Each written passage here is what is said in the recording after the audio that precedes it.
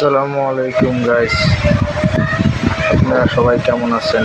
আল্লাহর রহমতে ভালো আছেন। আমি আপনাদের আশীর্বাদে ভালো আছি।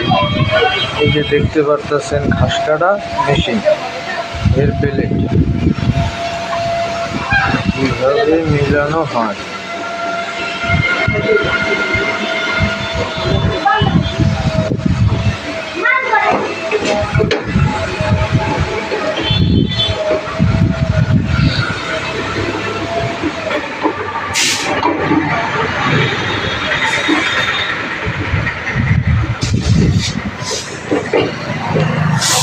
এটার 4টি প্লেট মিলানো হয়েছে।